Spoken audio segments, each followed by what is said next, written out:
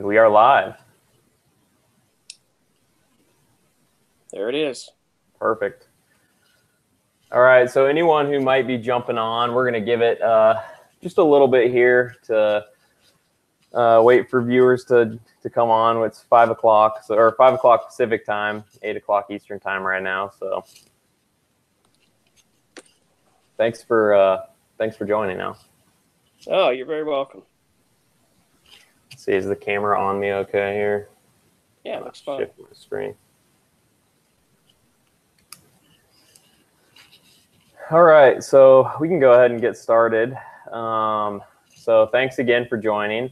I found out about Al Bingham through Audrey Halverson, who I interviewed last time. For anyone who watched that interview, she recommended Al. She knows Al and said he would be a great person to interview. So once again, welcome Al to this YouTube channel where I'm interviewing actuaries and people in various STEM professions. Right now, I'm going through a series of actuaries. So. All right, happy to be here. Awesome. So first of all, to get started, I like to kind of ask everyone this question and kind of see, because I think everyone kind of has a different route. I know Audrey actually went to school for actuarial, and I was curious for yourself, did you go to school for it or find out about it in a different way? Both. I found out about it when I was in high school. I had an uncle who was in an executive position with an insurance company. And he was also their general counsel. I had not only an interest in math, but an interest in potentially becoming an attorney. Oh, wow. And kind of following in his footsteps. He, though, told me that he thought with an aptitude in math and that it would be a good idea for me to investigate the actuarial profession. I had not heard much about actuaries up to that point, but other than having a close high school friend whose father was an actuary. Anyway, I took an internship after high school with this particular insurance company while I was in college during the summers. After I graduated, which I did not take an actuarial science curriculum in my undergrad because they didn't offer one, but I went full-time with this company, and then after a year, I left to go get a master's degree at the University of Michigan, and in that case, I did study actuarial science as for my math. So you got your master's in actuarial science then? Well, technically it's in math, but yes, it was an actuarial science curriculum through the Department of Mathematics at the University of Michigan. Interesting. Okay, that's awesome. So when did you actually pass your first exam then? I passed my first exam actually right after I got out of college, undergrad, and then when I was working before I went to graduate school, I had passed 3 exams, which at that time the third exam was compound interest, and so the University of Michigan gave me some credit in my graduate program for exams I had passed. So I was actually about 18 months in a graduate program. Oh, that's really nice. So you probably were able to finish that fairly quickly then. I was, yes. Yeah, that's awesome. So do you feel like for all those fresh graduates out there that are looking to go into actuarial science, do you feel it's important to have an exam or two or multiple exams passed, or you think it's more important to have connections in the field? Like, how did you go about getting your first job, just to help people who are getting into it and watching this that might be interested? So my first job, as I mentioned, was with an insurance company in Birmingham, Alabama. My uncle was a senior executive with that company. He introduced me to the chief actuary, and then I started during the summers while I was in college working for this insurance company in an internship. And then uh, as I was headed for my senior year in college, they offered me a job, went full time once I graduated. So part of it had to be with from having known someone who was influential in the insurance industry. For sure. I would say that right now, uh, that can't hurt, but it's really important, I think, to uh, for both an employer and for a prospective employee to at least have an exam or two under your belt, because it shows you kind of what you're getting into, and what it's going to take to master the curriculum, and it also kind of shows your employer that you have that stick to itiveness to put in the kind of hours to study that's going to be required to get through the exams. Definitely. No, I would agree with that. And I'm curious, like, what your perspective is, because I know, at least for me in my career, I have used some exam material for sure. And I think the way that exams teach you to think helps you think in the way you need to think at work. But a lot of stuff is not applicable. And I've heard people kind of complain about that. What are your thoughts on that with the exam process? Well, when I was taking exams, which was just after the Stone Age, I I found that the first exams were very general. At that time, it was the associateship exams were all pretty general. Yeah. It did kind of teach you a thought process, and in many cases, I actually did use some of that material. I used the compound interest. I used what at the time was called life contingencies. Um, but then when I got into some of the material, I did notice was not directly applicable to what I did. I do think that in my experiences with the Society of Actuaries from a curriculum standpoint, um, they have been changing and modifying the curriculum to make uh, the exam courses very applicable. For example, I was reading recently where predictive analytics is now Yes, either on exactly. or going to be on the syllabus, and frankly, that's a very important field for It actuaries. is. So, And I also heard with that exam, it's a little more real life in a way, because sure. you have to study the material and then you're given a project in the exam setting, unlike the other exams. So you have to have all that material ready and you develop a project for that exam. That's at least what I've heard. So Yeah, I think that's fascinating because I think that'll be outstanding practice, and it should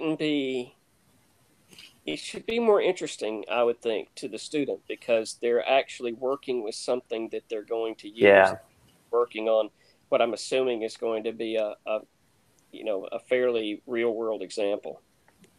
definitely. Yeah, I think so too. It'll be interesting to see if it's more challenging, less challenging, or maybe just kind of different than the other exams. Yeah, I'm anxious to hear some feedback about it. Yeah. As you can imagine, I haven't taken an exam in many years, Oh, come on, you're but not that old. but it but I would say this: I do keep up with the kind of skill sets that are required, Yeah. and I really see um, sort of big data. Um, and predictive analytics and other aspects of analytics is playing a huge role, Yes. especially when you start talking about modeling and starting to try to do some simulation type models of what's likely to happen under certain scenarios. This actually kind of gets me to a question I was going to ask you later, but I want to ask you now because you're kind of hitting on it. Uh, talking about predictive analytics is more of the future. How do you feel about, and I asked Audrey this a little bit as well, how do you feel technology will kind of change the nature of our work over time? I'm sure you've seen it change drastically since the time you started. So I'm curious about, from the time you started to now, how drastically it's changed, and then what you think it's going to do in the next 20 years. Wow, it's I have a feeling a lot of your audience would find it hard to believe what technology was like when I started.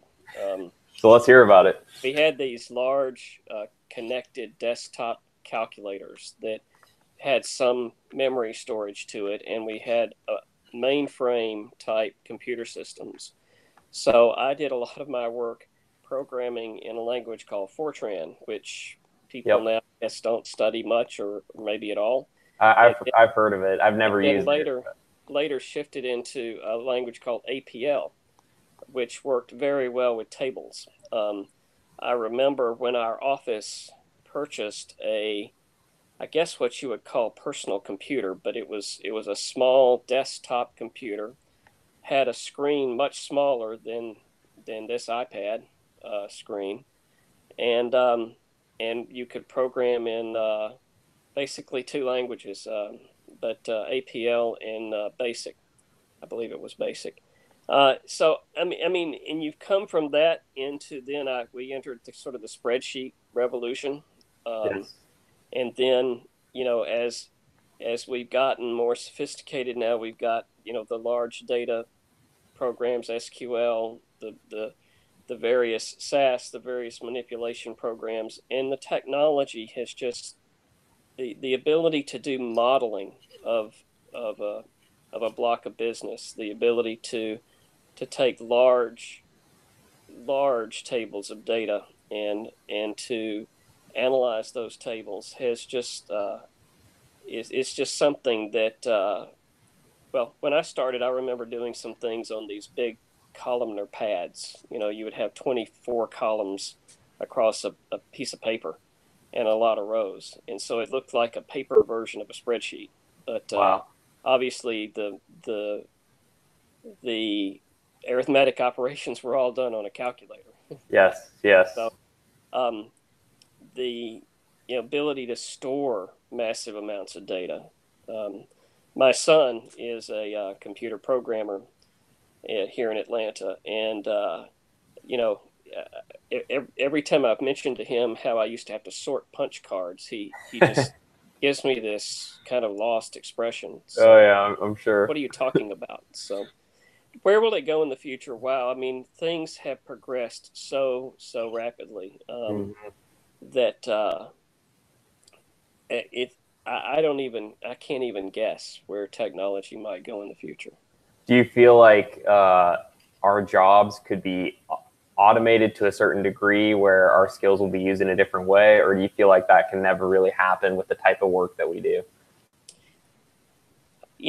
There was a, a fairly famous statistician that once said, "All models are wrong, some are useful," and and I fully agree with that. Yeah.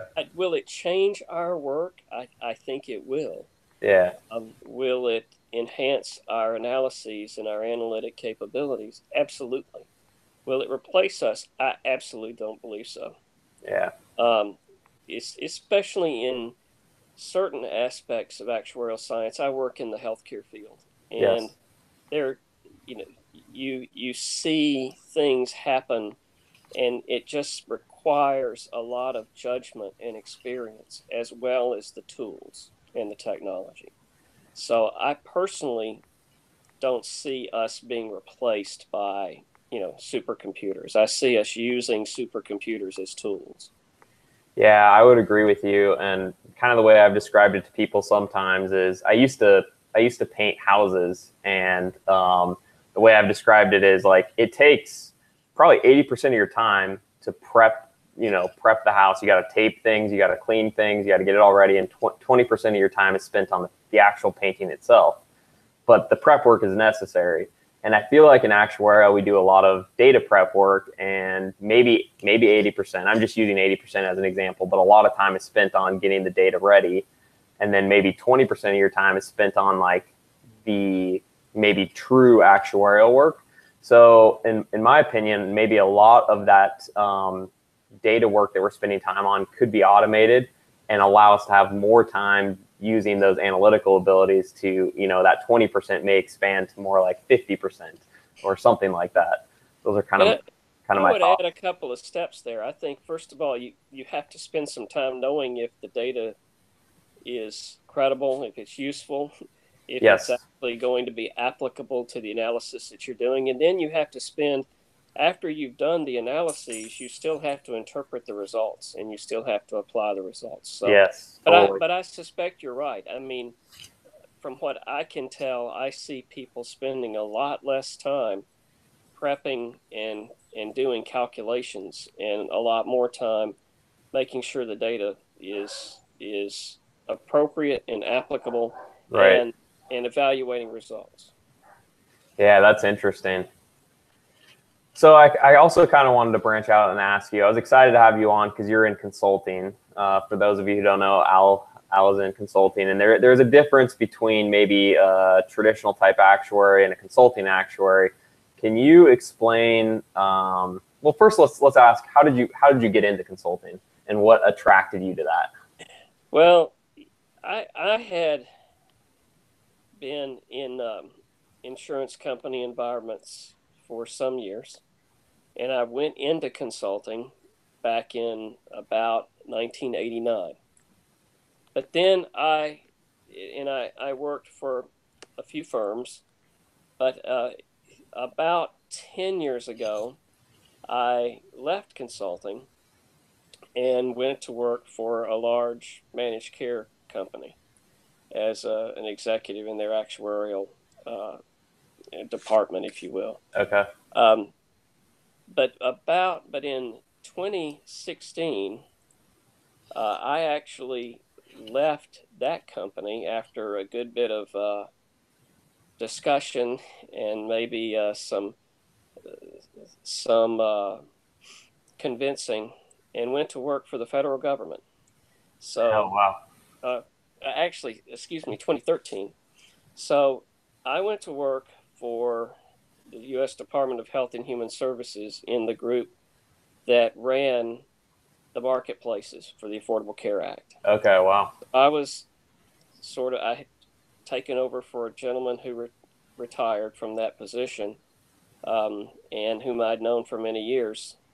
And so for 3 years, I was sort of the lead commercial actuary for the Affordable Care Act for the government. And you were there in 2015, so it was probably pretty hectic and busy. It was, as a matter of fact. I got there actually at toward the end of 13, like in November of 13. Okay. And I left actually right before the last presidential election, and I knew I wanted to stay involved in healthcare policy.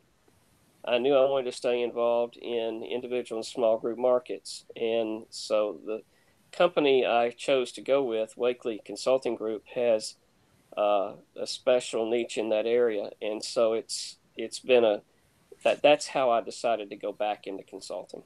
Interesting. Okay. Well, and it was kind of you just knew you liked the small group area, and that's what you wanted to stay in, or individual and small group. And frankly, yeah. I enjoy working with health policy and working with analytics to support health policy decisions. Okay. So it's something that there are a few, especially in healthcare, there are a few actuaries that are very involved in that kind of work. Yep. Audrey, whom you mentioned earlier, Yes. even though in her full-time job was chief actuary for a Blue Cross plan, she was, as have I been and continue to be, and a number of others, very involved with the Academy of Actuaries on a volunteer basis, which, as you know, and maybe perhaps most of your viewers know, handles public policy for the actuarial profession. Right. So I developed through volunteering with the Academy starting many years ago. I developed an interest in health policy and government regulation and the impact on insurance markets and on the U.S. healthcare system generally. So that's what I have wanted to continue to do, and Wakely has afforded me that capability. That's awesome. And it's probably fairly rewarding too I mean, healthcare changes so much with everyone's opinion on both sides, to actually have, yeah, to actually have an impact on that, and, I even see sometimes when I'm watching the news, there'll be some sort of quote, in healthcare from an actuary, and it's It's like, so it's definitely you are influential when you're involved in that. Well, it feels, it's very rewarding. Um, it can be time consuming, but it's very rewarding, and to be able to feel like you're making a difference is Yes. personally rewarding. No, I believe that. That's awesome. So if anyone is interested in going into that, can you explain how they would go about kind of getting to that point? Sure. I think there are a couple of ways to get there. One certainly is volunteering with the academy to get some background. It also, you get to meet a lot of very interesting people. That's kind of how I know Audrey, um, for example. And Yes. then you get to work on things like white papers and issue briefs, and doing some helping create material that actually does get quoted by the press, by the CBO. It gets used by people in government and national and state policymakers and regulators. I also believe that there are more and more positions now within insurance companies that are actuarial support of their policy and government relations people. And I believe that you can work your way into a position that way as well. Awesome. Thanks. Yeah, thanks for your perspective on that. And I kind of wanted to jump back too on, we were talking about consulting. Can you explain to everyone the difference? I mean, the word consultant gets thrown out and used a lot, but can you explain, at least in the actuarial profession, the difference between a consultant and someone who might work for a traditional insurance company? Sure. I think a lot of it has to do, and I've told people this over the years, in my experience, um, people who work in an insurance company, and it can be a very rewarding and fulfilling role. Sometimes you go into more of a technical role, sometimes you go into more of an executive management role ultimately. But you get involved very, very deeply in the projects and in the interaction of the actuarial work with the other parts of the company. That occasionally happens in consulting, but in my opinion, not as often. So a consultant might be hired by an insurance company to handle one project or to help with an aspect of their business. Maybe it's you know doing Medicare Advantage bids for their government business. Maybe it's assisting with some new product development. Perhaps something like ACA comes along, and the a company might hire a consulting firm that might have access to data resources or other research that an individual company wouldn't have. So often you can develop very close relationships with your clients, and in some cases you can even almost become like you work there. But Yeah. but the difference to me is in consulting you deal with a number of clients as opposed to within one organization, Yes. and that's the biggest difference in my opinion. And you'll also have people talk about, well, where is it easier to go through the exam process, or where is it easier to advance, and there are a lot of opinions about those things. I do think that in consulting, depending on the firm and the position you're in, you might get exposed to a lot of different things. Whereas if you are in an insurance company, you'll sort of go deeper into each of those subjects a lot of times. Yeah, definitely. That's kind of what I've heard from people that go into consulting. You get just a feel for a whole variety of actuarial type projects, which is nice for someone who might be just getting into the profession to really get a grasp on a lot of things. Um, do you feel like there's a different skill set required for a consultant versus a traditional actuary? That's a good question. Certainly, in consulting, you need to have some people skills, but then again, you need to do that in an insurance company as well, because Yes. um, you know, even if you're sort of the technical resource for a certain area, you still have to interact with other areas of the company and with the company's leadership.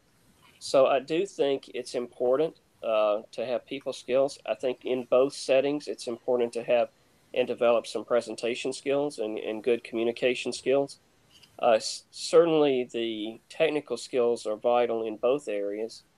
Um, I think maybe the one skill, although I've seen this happen within an insurance company as well, is the ability to juggle a number of projects or to maintain a number of projects at the same time.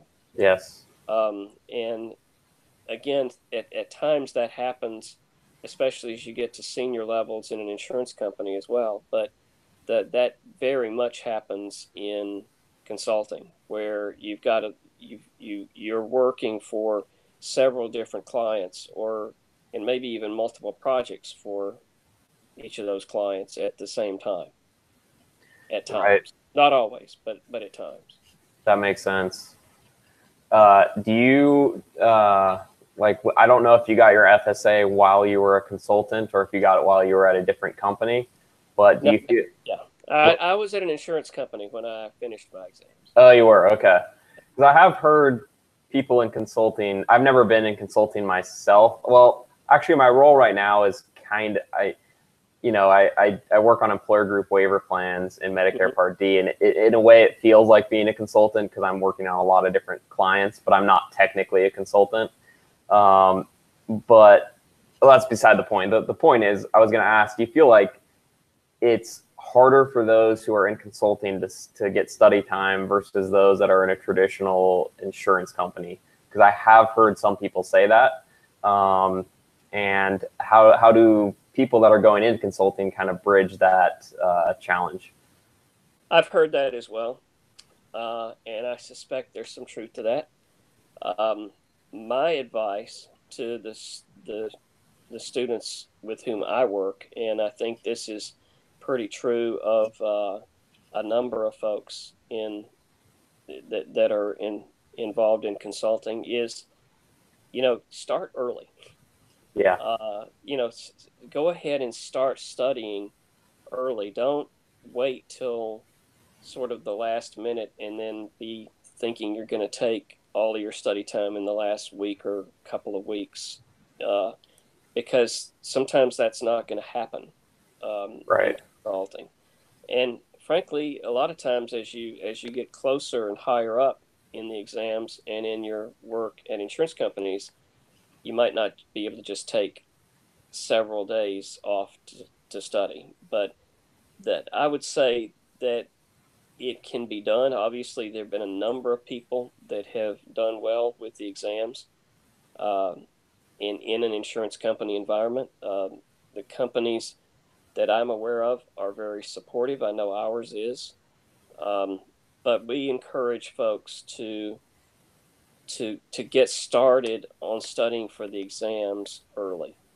And anytime you have an opportunity to take some study time, go ahead and do it, as opposed to just trying to think that, okay, I'm just going to take the last 4 days off. And sometimes you'll be able to Yes. do that, but sometimes you might not. That makes sense. So really kind of spread out that study time and That's don't. that's what that's what I think. Now Yeah. I'm not an expert at it, because obviously I was not in consulting when I was taking my exam. Yeah. I mean, for me, I've tried kind of that approach where it's like spread out the study time, and then I always would plan like a week at the end for Mm-hmm. uh, before the exam. But that can be hard because, like you're saying, you don't know what's going to come up during that week. Well, exactly. I mean, you really don't, and especially if there's a, a client that you're key on, um, that's really hard to, it's hard to just drop everything and say, well, I'm going to take the next week and go study. Yeah, That makes So sense. what the idea is to not put yourself in that position. So in other words, you're using your study time, both company provided and your home time, balancing it out over the term of however many months you are going to prepare for a particular exam. That makes sense. So to kind of cap off this topic that we're talking about, consulting versus traditional, if someone is maybe debating between going into a traditional role or a consulting role, do you have any advice for them in terms of picking one? I didn't ask Audrey this specific question, but I asked her about, how would someone choose between like being a life actuary, property casualty, health, and she did have an opinion on that. And I'm curious if you have any opinion on consulting versus non-consulting. Wow, that's tough. I think some people, just by their very nature, like to be very busy and like to be doing a lot of different types of things. Yes. Um, as I say, that can be true in an insurance company environment, but I think it's very true in a consulting environment. Um, and so I think a lot of it has to do with the individual. I will tell you that my times, both in consulting and in insurance environments and in the government, were quite enjoyable and fulfilling. They all Yeah, had I believe that. advantages. They all had, their own at times frustrations, but also very rewarding, both from a work satisfaction standpoint and a compensation standpoint. So I really don't have a good feel for that, other than to say, I think it's important to really take a look and see what kind of things you like to do. So if you Yeah, like to focus very deeply and get very heavily involved in a few areas, then it could very well be that the insurance company environment might be best for that. that makes sense. And maybe if you really like a lot of the communication and a lot of interacting with the clients, maybe then consulting might be more for you. Although, It, like you said, communication is important at insurance companies, but just maybe in a different kind of a way. oh, I think it's vital. Yeah. Uh, but it's you're going to absolutely have to be able to do that in a consulting environment. Uh, you know, Yes. one of the and when I talk about communication skills and presentation skills, sometimes it has to do with explaining really technical things to people who are not actuaries, Yes. and that happens a whole lot in consulting, and it does happen obviously in an insurance company as well, as you're working with and presenting things to either senior leadership or heads of other departments or colleagues in other areas of the company with whom you might be working. But it definitely comes into play in a consulting environment. That makes sense. Yeah. Um, so for anyone that's watching, I think there's a lot of benefit you can get out of either a traditional role or a consulting role. Sure. Really, I don't think you can go wrong either way, and you can always switch. But I do think it's good to kind of take a look at your skill set, and if you're debating between one of the two. No, I think that's probably very good advice. And I do think it's important what you just said is that because you've made a choice starting out in a career in one doesn't mean you won't end up in another. Right. Yeah, I would So, agree with that. uh, so yeah, absolutely. And I mean, you did also make the point of compensation wise. I think, there's data out there that traditionally consultants tend to make a little more than non consultants. I'm not saying that money should be your only focus because it shouldn't, but that can be a consideration. And sometimes that comes at a, you know, with working longer hours or That having exactly. time That's that why I'm might saying it should not be the only consideration. exactly. So, Depends on work-life balance, all sorts of things. Okay, so I wanted to transition into, I've been asking people this a little bit as well. going from when you first started, back when you got your first career job, I'm curious what your workday looked like in terms of, I mean, nowadays we have cubicles, there's offices, we all have a computer. Obviously, back then, you may not have had your own personal computer, and I'm curious what things look like back then versus now, and kind of how your workspace itself may have transitioned. And I'm also curious how the work week looked. Was it? I know the quote unquote 40-hour work week has become a standard. I don't remember when historically that started, but just if there was any differences in that. Well, when I first started, actually the company I worked for, and that didn't mean you didn't stay late and work from time to time, but it actually officially worked on a 37 and a half hour work week. See, I was at a company like that actually And years ago. it was very enjoyable. The I typically or often would work sort of predictable hours. I would aim to be in at a certain time. I would typically leave at a certain time. Again, there were times when we might be busy or something really needed to be done. You might stay late or whatnot. There wasn't the I didn't sense there was a lot of ability to work from home like there is now Yes. with laptops and video chats and emails.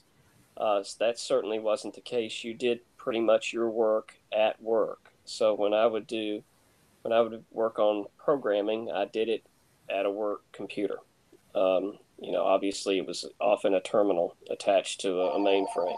Right. Oh, it so there wasn't near the flexibility uh, that we have now, um, and it was different. Technology has been great, but it's also quickened the pace in my opinion, of Mm-hmm. work. So, you know, I actually did have. I've been in situations where I had an office, even as a student.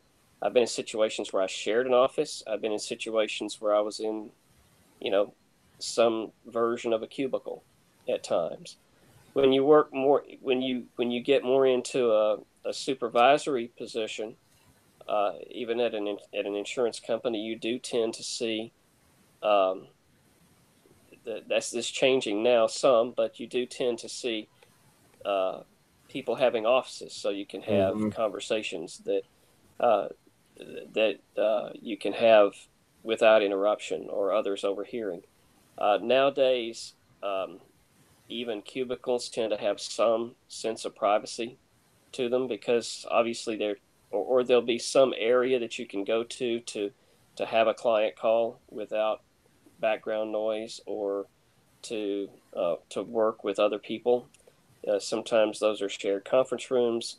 Uh, in my own company, we still utilize both offices and cubicles. Um, but the difference, as you pointed out now, is having the power of a networked computer or laptop. Yes. In my case, I've used a laptop for many years because part of my job for about the last 15 or 20 years has involved travel from time to time. So even when I was with the managed care organization that I was with, I was responsible for actuarial work in three and at 1.4 regions. So I actually traveled to each of those regions. I tried to get to each of them once a month. So Wow. Yeah, I believe that. Um, yeah, and it's also a good point about how previously work from home wasn't much of an option, and now work from home is very prevalent, which can make indeed. it's a nice advantage, but it's also I feel like it's uh, hard to have that defining line between work and life. And I mean, I personally work from home basically full time, Mm-hmm. and I do I like it, but there can also be disadvantages to it as well. Oh, So I agree. I think it's a great option to have. Um, I think the ability to to work from home. At times I was based out of my home when I worked with the government Hmm. because I did not live in Washington D.C. I was going to ask you about that. But but I find it, frankly, I prefer a, a lot of the time to be in an office environment or in an environment where I can interact with others. Yes. I enjoy that.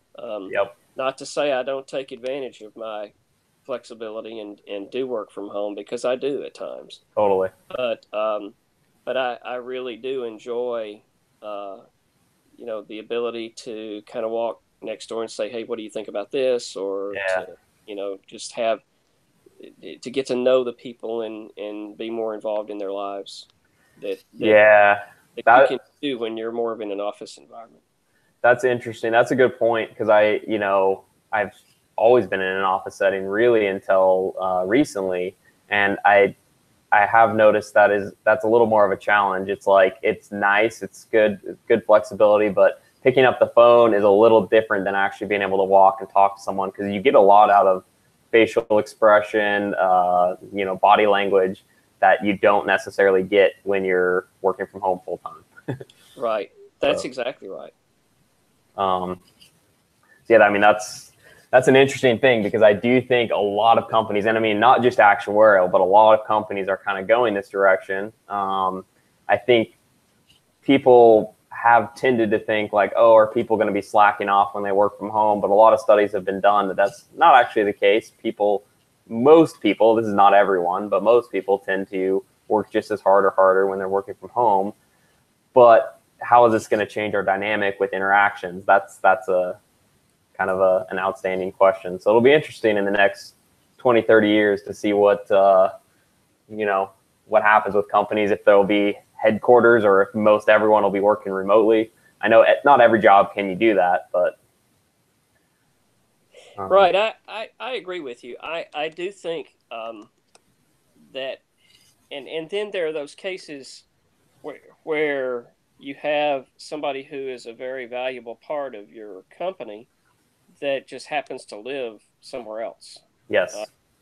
and even then they will typically travel into the office um, periodically Yep. to interact with folks. And I know people who are very effective doing that, and it works very well for them because of a family situation. They need to live, they just can't move for Totally. whatever reason, and yet you can still be a very productive and valuable member of whatever department or consulting firm you're with. Yeah, no, I think that makes sense. Okay, so I wanted to transition from that topic to I know you presented recently at the health conference in Austin, Texas, I did. and I unfortunately was not able to attend your presentation that day, but I did enjoy the conference, and I know Audrey did presented as well. I made it to Yeah. her presentation, and if anyone that is credentialed, that's working in the field, that is interested in that type of a thing. How did you get into doing that and giving these presentations? And is it something you enjoy?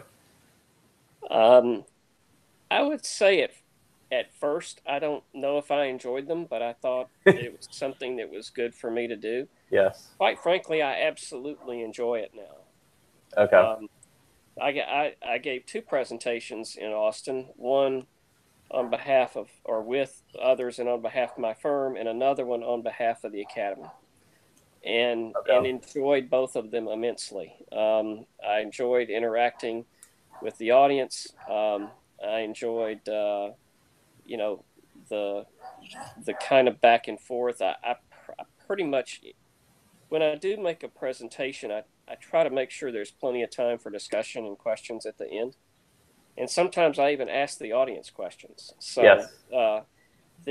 in fact, I've been known to call on people that I happen to know in the audience. So, but but I would say it's important to the way you get into that though, is you'll be involved in a particular area.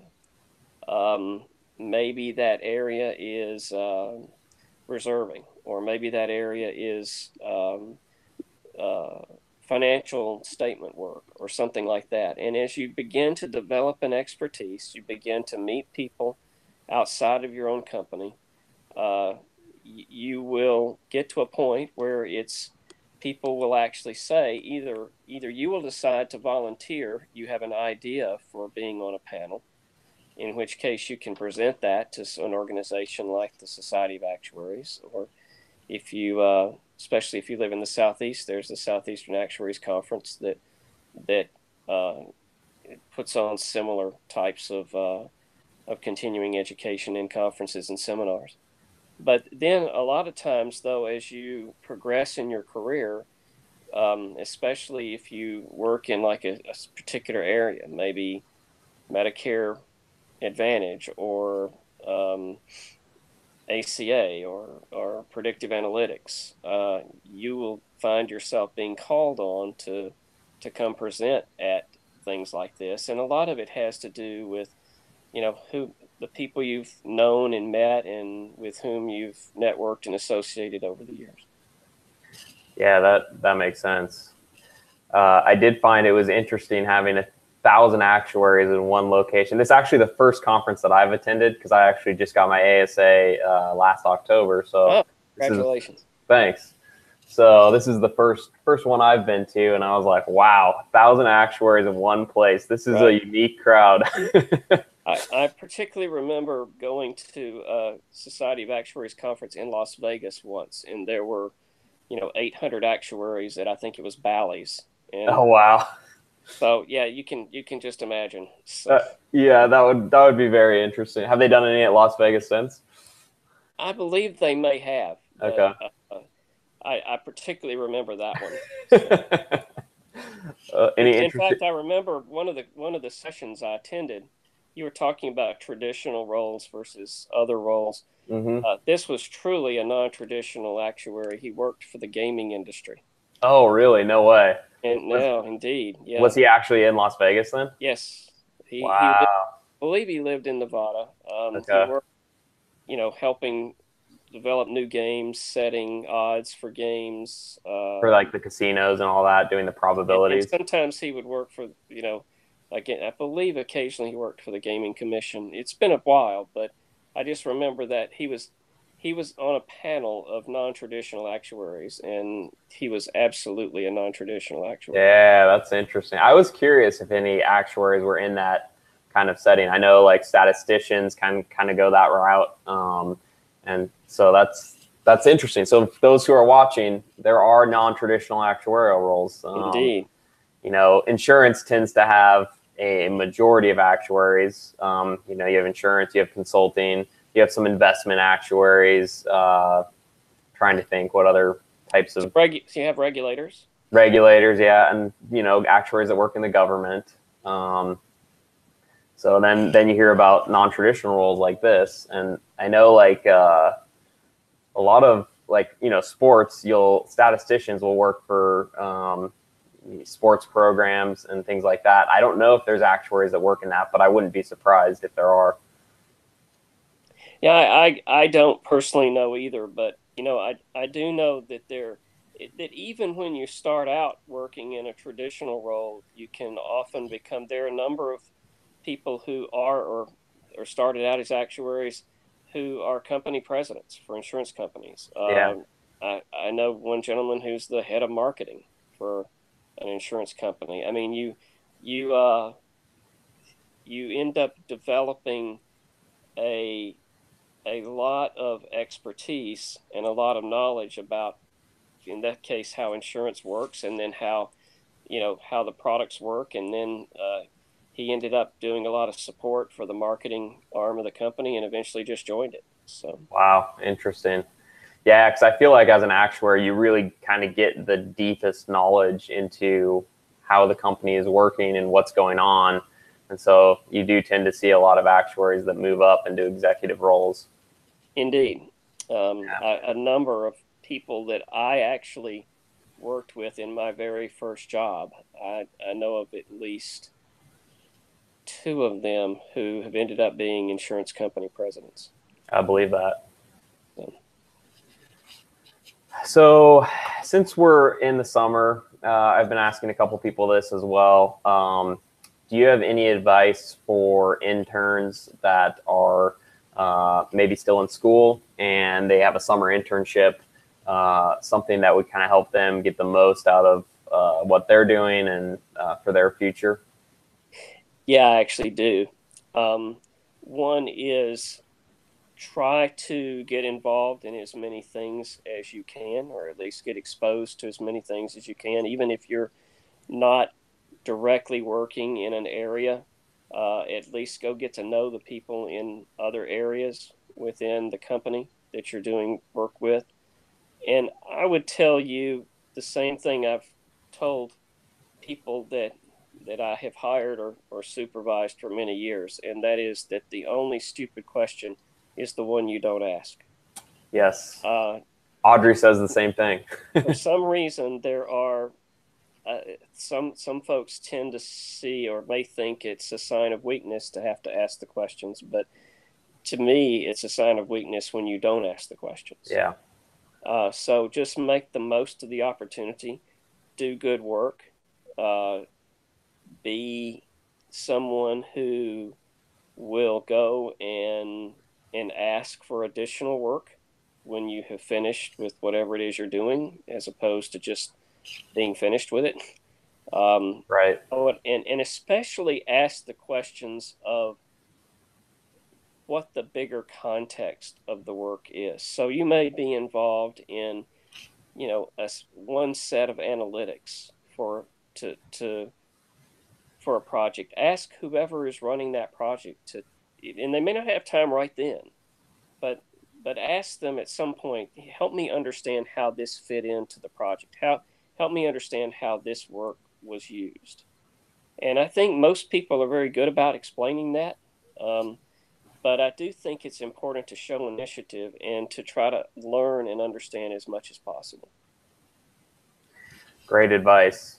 Yeah, I think that's smart advice too, especially considering how short a window is in an internship. And but you really can make an impression on people, and you can make a difference even in that short amount of time. So Yeah, I mean, show up on time, uh, be there, ask good questions, yep. do good work. Don't just try to rush through things, and be careful in your work. Check your work. But again, ask those questions, and then Yeah. not just about what it is you're doing, but about sort of the greater context within what you're doing.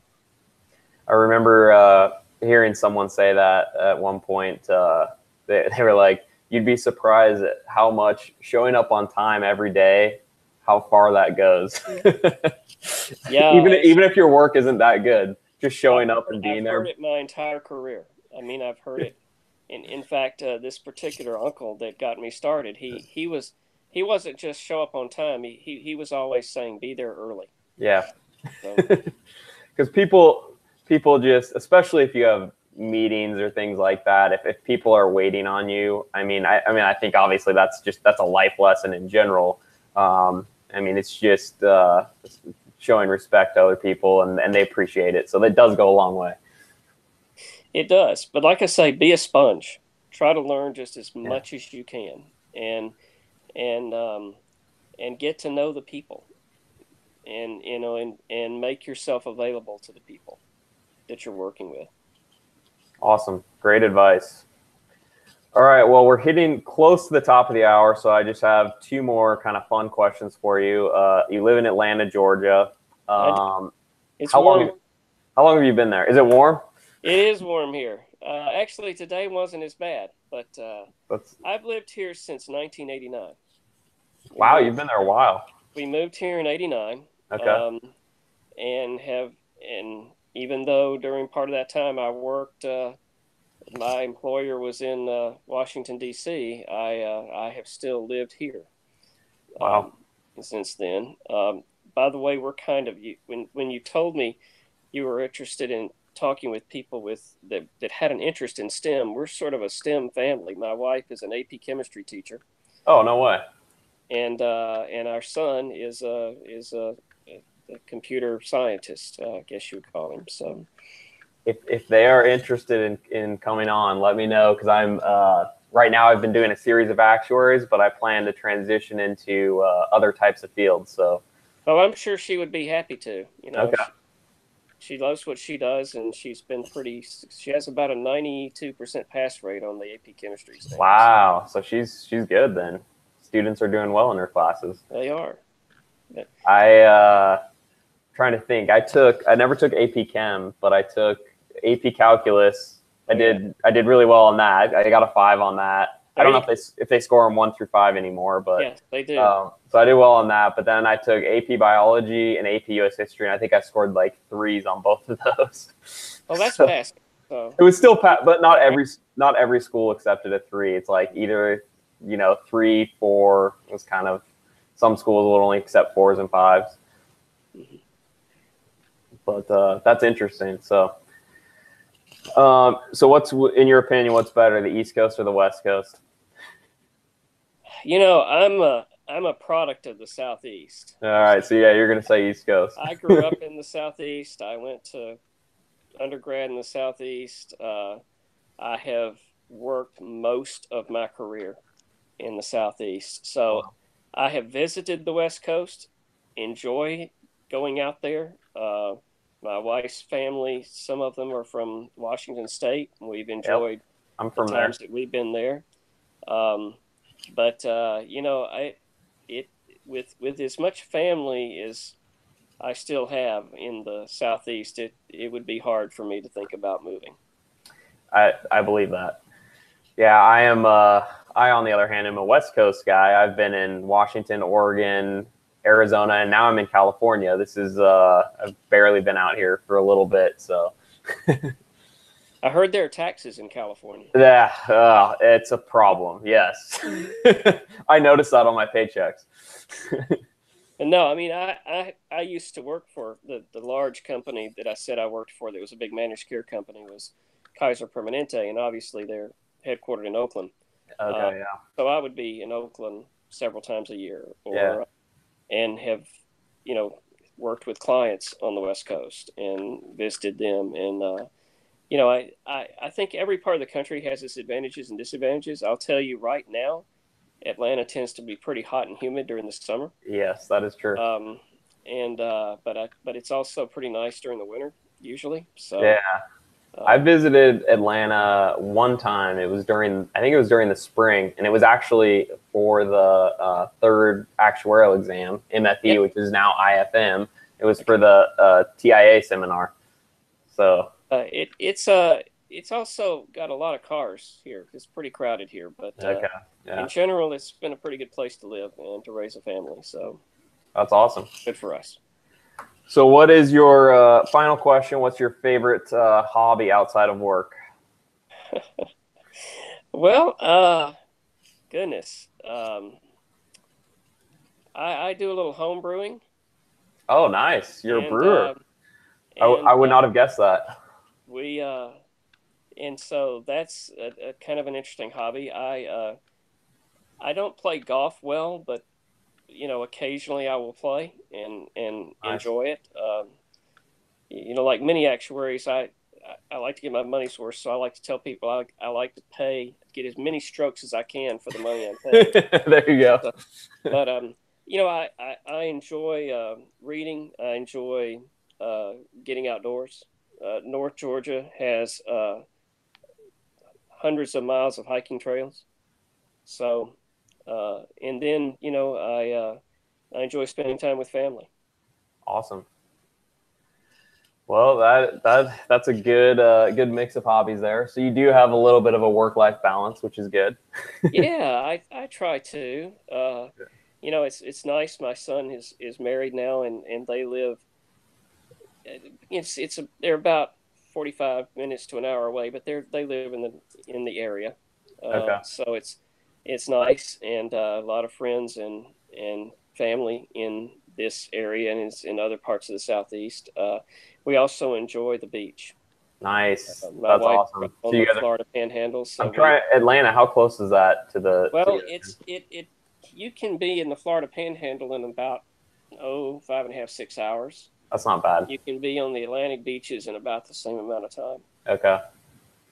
See, I moved to California actually to get the ocean experience. So I'm very close to the ocean. I'm in San Diego, Nice. and It's a beautiful place. it is beautiful. So yeah, the main office is in Arizona, and that's where I was. But now I'm working from home out here, and I go to the office every once in a while. But it's been nice out here. I've enjoyed it. It's kind of just an adventure for me. I don't know if I'll be here long term, but I've enjoyed it.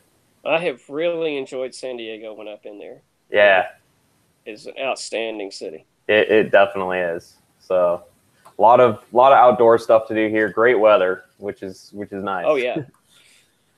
So Yeah, so in about another few weeks when it's in the mid 90s with very high humidity here, you just, think about us. I will, and I will. I came from Phoenix, Arizona, where it's 115 right now. True. So True. I keep giving everyone their trouble. I have my parents are out there, and friends, some family out there. So